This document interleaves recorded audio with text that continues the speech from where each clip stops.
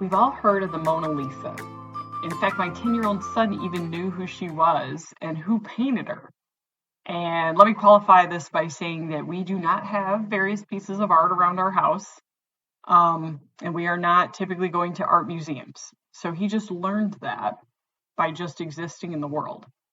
This famous painting that thousands see each year is valued at, get this, $870 million. So for almost $1 billion, you can get this painting of the small size of 30 inches by 21 inches, or about the size of an extra large pizza box, which is not as grand a scale as Da Vinci's other works of art. That's the most famous painting on Earth, but there are thousands of paintings worth millions and millions of dollars. Google estimates that the art in all of the museums and all the private collections around the world is worth over $3 trillion.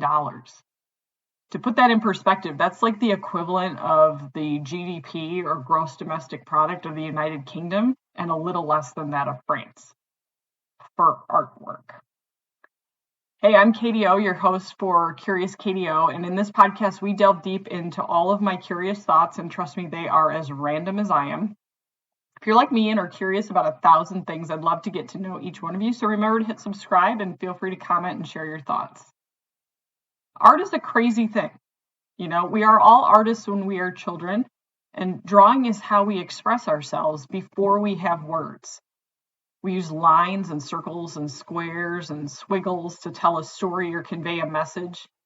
And we encourage or even require art and drawing in school through 4th or 5th grade. And when you think about it, drawing has always been part of our culture, from ancient hieroglyphics to modern day emojis, this idea of images replacing words.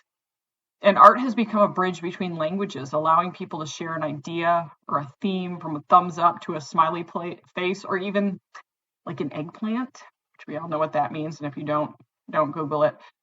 So unless you've, head down the path to become an artist and you elect it, there is a point where, it becomes a choice to continue to do art. And you either keep exploring or learning, or you put down your crayon or your chalk or your paintbrush and you walk away. There are studies that show that drawing helps with self-confidence, concentration, even problem solving and memory. So why do we stop it at the age of 10 or 11? When the system that we learn from focuses on other practical applications like math and science, unfortunately, oftentimes the first things that get cut are the arts. And what message does that send to artists? And if kids were to ask about it and get a little curious, kids would probably say that we have museums for art that can last centuries, but no one has ever paid good money, as far as I know, Sheldon Cooper, to go to a building to look at math problems. There's something about the connection to art that is important in our life that we dismiss so easily. At that young age, art is a representation of something else. Does it stand for creativity and expression before children are capable of articulating things in words?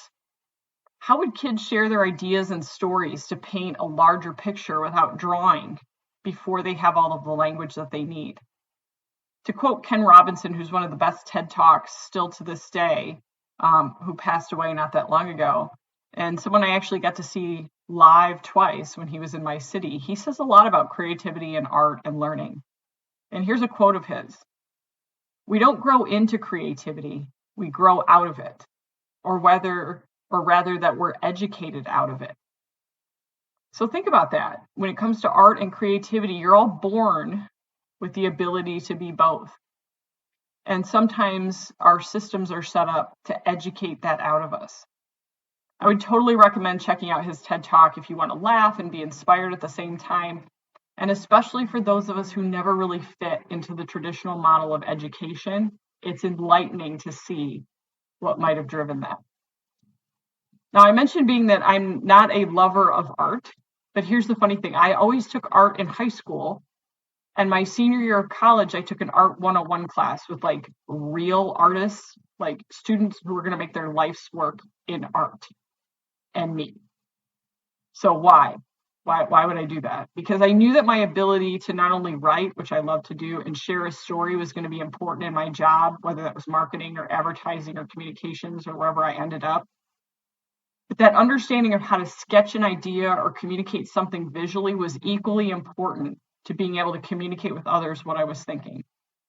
I will tell you to this day, I marvel at my graphic designer on my team who can take my random sketches and piece together ideas and make something amazing from it, because what she gets from me through my sketches is so rough, but she gets what I'm trying to communicate through those visuals. I also took art because I like drawing and painting. I once created a painting for my husband as a gift, and I spared him from being the model in that instance. But I often used him as my model for inspiration, like a Renaissance painter found inspiration from bowls of fruit. He was often my inspiration for my drawings for my college art class. But this painting I did for him, and it was a gift, and I did it of he and I on a place that we had walked many times. It's a little wooded area that was secluded and quiet and peaceful. We had had picnics there before. And the drawing and the painting that I did was just the back of the two of us kind of looking from behind, coming up behind us as we were sitting there looking out over the river. And it's a memory that I had that we shared. And so whether it was pencil or chalk, I drove headfirst into my college art class and took every assignment seriously. And the thing that surprised me is it often took me more hours to complete my art assignments than it did the assignments for my actual major. I ended up getting most improved in the class, which I took to be the sticker you give to the worst player on the team, but who always claps and cheers really loud, and you give them this ribbon at the end of the banquet. But for me, it was about improving and taking the time and taking it seriously. And I didn't realize until I got into it how much work it was. And as a side note, of course, I'm going to share a story about my art class as an adult when I was in college. And there's a day that sticks in my mind, 25 plus years later, that I can picture down to some pretty small details. So the class we had, it met Mondays and Wednesdays in the morning for 3 hours. So 6 hours of art plus working on the homework. It was a big time commitment. And what we would do is we would start by doing 30 minutes of warm up. So you'd have your pages, and then you do an hour of a longer drawing, maybe 20 to 25 minutes. And then you'd take a break and you'd come back and you'd do like an hour and a half drawing. It allowed you to play with forms, ideas, shapes. It allowed you to practice quickly getting an idea out and then transitioning to really spending some time on the details when you get to focus. It's a great exercise, really, and one that I should probably do more often when I was going through and writing and thinking about this. So about in the middle of the semester, we had 2 weeks where we were going to draw nudes. And so for 3 of those 4 days that we were drawing nudes, we had a female student stand and pose for us, making what I really hope was good money for her. College student, somebody that actually lived in my dorm freshman year. It didn't feel really awkward or weird, and after a while you kind of got used to a bunch of kids sitting in a room staring up at a naked woman. They say that the female form is like a landscape, and when you start to think of the curves and the valleys like that, you can quickly capture the essence of what it really meant to be female. And so we drew her for 3 days in a row and came back on the 4th day expecting to see her again. But on that last day of nudes, this young lady was nowhere to be found. Instead, at the front of the room was a guy who looked about 40 with a super clean-cut brown hair swooped over to the side, a rounded face, and a tight brown mustache. He had on a robe, and he was milling around in the front of the room by the stage where we had a wooden table/chair that the models would sit on or use when they were posing. So we all got out our paper and our pencils and sat in our art chairs with the easel combination and got ready to start drawing. Now, when I tell you I can remember this guy, I mean, I can remember details and specifics that you tried not to look at, but couldn't help but see. So first of all, you stepped onto the stage and the teacher gave us our first assignment. Try to get, 3 to 4 drawings in the next 30 minutes. Sketch some portions of the form, try to get a story, try to get something out. Okay, got it. Then he takes off his robe, and I think this entire class gave a collective what is going on? And depending on how close or how far away you were, I think that gasp was a little bit different for each person. So if I were to describe this gentleman to you, I would start like this. Remember the hair that I mentioned on his head and the mustache that he had on his face? Yeah, that was it. There was not a lick of hair, not a follicle anywhere on the rest of his body. Okay. So your eyes kind of wander down the form. You're trying to get a feel for what he looks like. And you get to the middle part of his chest and notice that there's a piercing popping on each nipple. Okay, that's a strategy you're taking. That's a way you're approaching things. I'm thinking that's the last piercing I'm going to see. No. So my eyes go further and further down, and I get to his piece of equipment that had its own piercing at the end, like the ring through the bull's nose that you would find in an arena. That was something. And his piece of equipment was something to behold, let me tell you. So we started to draw. Okay, the class buckled down, started to draw. And it was a little awkward because you'd look up and he would be staring at you. And he'd be reclined, or he would maneuver things in a certain way and make adjustments. So what you tried to do is you tried to focus on parts of the body that you could, like an arm, an ear, a face. You're trying to capture every line or shadow. And after about an hour, the teacher gave us in the model a break. And I remember being out in the hallway and the chatter that occurred. Where was this landscape figure we drew before that never caused any discussion? This guy who entered the studio caused a flurry of half sentences and starts and stops. And, people couldn't articulate what they were seeing and feeling. And guys tried to share how uncomfortable they were, but they couldn't quite get it out. And a couple of them were like, I can't draw that anymore, and just got up and called it a day. So here's the best part. When I got done for the day with my classes, I was carrying around my portfolio. And I actually shared a house with two guys named Mark, who at the time were both dating two girls named Michelle. So Mark and Michelle. So for the last few days when I got home from class, they were always like, oh, what'd you draw? And as I was drawing nudes and ladies, they were interested. And so I thought I would surprise them. So when I got home, I told them, I said, hey, let me just set out the drawings. It's the last day, and tell me what you think. And so I laid out the drawings, a couple of images, some detailed, some rough. And I said, hey, take a look. And I remember one of them pointing at the image and going, what is that? And my response was, that is exactly what you think it is. And they said, why is it that big? And I said, because that's what it looked like. And that was 25 years ago. That is my art experience of what it's like when you have those moments in art where you're drawing something and having to work through challenges and muscle through. So I guess what I'm trying to say is that for some people, art is memorable when they create it or experience it. And for me, that's always been a part of my self-expression. But I will be honest, I have never really been that interested in other people's art, like masters in museums. I did read the biography on Da Vinci as a solid for my coworkers. My boss loves art. He loves reading. And so when he discovered that book as an art guy, he was like, oh my gosh, this is a great book. It's 5 to 6 inches thick. So it is not a small story. And I decided to be able to talk to him about it and understand some of the examples he was giving. I read the entire biography, and I wanted to understand what he saw from this as an art lover and what I would pick up from it as more of an interest in people's journey. Did you know that Da Vinci was famous for the curls he did on people when he was an apprentice to other painters? That was his thing. He was known for his curls. I did learn a lot, how much he carried the Mona Lisa around and tweaked it over and over and over again, never quite getting it finished. How a lot of the paintings he did was just because he had to eat and was hungry and created these great masterpieces. Or even how he got bodies from the morgue to dissect their faces and see and experience the muscles that make a smile or a frown. He was an odd dude.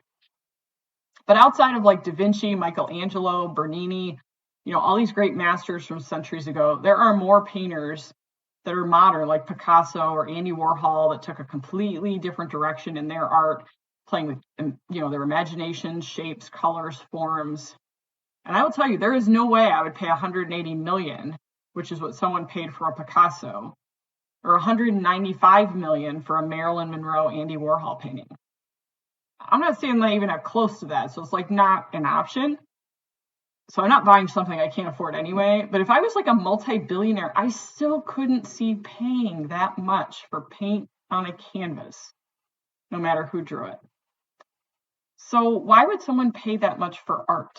Of course, I have a few theories. The first is status. Okay, wealthy people love status, and nothing says that you rank higher in the rich guy or gal next to you than owning something that only one of them exists on the planet. Like, there aren't 10 Mona Lisas floating around, there's one. Like with a lot of other pieces of original art, there may be a drawing or sketches leading up to it, but the valuable artwork is the one that was created, captured for that moment in time, and you can be the only one who has it. And if you assign it value and others assign it value, then it's valuable. When the rich look for new ways to show their wealth, whether buying companies, sports teams, yachts, art continues to be a piece of status that many millionaires buy to show their importance and that they've made it in life. It's a legacy that they can pass down, and it's a daily reminder to them and anyone that enters their home of how much money they have. People like Paul Allen sold his art collection for $1.6 billion. Founded Microsoft? Check. Owned the Seattle Seahawks and the Trailblazers? Check. Buy tons of art? Check. Eli and Edith Broad, anyone who went to Michigan State or graduated, go green, that the business school in East Lansing is named after him, he has a $2 billion art collection. So whether adding your names to buildings, hospitals, universities, art is just another lasting piece of the legacy that these famous, wealthy individuals seek out. So say you love art and it's not status. You could just love art. Maybe it's an artist or a type of art that makes you smile or makes you cry. Something that draws you in, makes you feel something deep down inside in a way that music might for others. It could tell a story that connects with your story or draws something out of you to help you dive into somebody else's world. This is the part that's lost on me, I'll be honest. I've listened to music and felt something, but I've never looked at a painting or a drawing that an artist created and felt connected to it. But I understand that others have. I remember watching a documentary about a couple in New York with a little apartment, and they would purchase art from all the local and up-and-coming artists. They just loved this certain type of art, certain styles that were around these couple of decades. And the artist spoke in the documentary about how this couple helped them with rent and food when they bought a painting or a sculpture or something specific. And the documentary was about their collection and what happened when a museum helped them remove all of the pieces stacked and stored around their apartment that told the story of all of these modern artists. So Herbert and Dorothy Vogel was their name. And after donating their collection that they loved and collected over decades to the National Gallery of Art, which they did that one so people could see it for free, this couple, made up of a civil servant and a librarian, they took Herb's income of around $30,000 a year to buy art and had a collection worth hundreds of millions of dollars. And they did it for the love of the art. Dorothy's quoted as saying, above all, the rewards we got from collecting is knowing the artists and understanding them. They wanted the why behind the art and were lucky enough to meet many of the artists that later became famous. So for them, it was about the love of what they were collecting. So if it's not status and it's not love of art, could it be the buying and selling like any other item that draws people to art? Buy, hold, hope it goes up in value, then sell, kind of like stocks on the stock exchange. It's playing with money, lots of money in artwork, and betting on the artist or a piece of art to have future value or grow in value is like betting on a horse race or a football game. For some, is it really about that investment or that stake in that investment? And with online auction houses, more wealthy individuals can now partake in the blackjack table where the chips are millions and the cards become the artwork. And they're pulling these pieces together to try to create some winning hand collection. Could the status of making a huge bet that pays off be the excitement for a buyer with lots of cash and nothing else to spend it on? Does the art become the vessel? Does it become fun and transactional? So if I were to quote Degas, he says, art is not what you see, but what you make others see. Or to quote my son, when I asked him, what do you think art is? He said, when you're drawing, and I swear this is true because I wrote it down. When you're drawing, you're thinking of something and it uses your imagination to share what you're connected to. I mean, that sounds pretty good to me. I think the kid's got a little bit of artist in him. So I guess we haven't educated the art out of that one yet. But whether you're the artist or you're the admirer of others, what role does art play in your life? What is art to you? And what does it mean when you see something that was created in someone else's imagination that you get to now experience? There are so few things in life where you get to peek behind the eyes of another person and wander around in their brain. And I hope as a society we continue to value that which we can't measure or quantify, but the things that we feel. I still don't know why people would pay millions for paper with paint or pencil on it. They obviously have value and meaning, something we hold on for centuries studying and learning, maybe never truly understanding. But maybe that's the point. Not the value or what someone pays for the art, but what it means to them or you. And to quote Leonardo, there are 3 types of people. Those who see when they are shown, and those who don't see. I wonder which one you are. Love to connect with you. Feel free to reach out via email at curious.kdo@gmail.com or at my Instagram, curious_kdo. Until next time.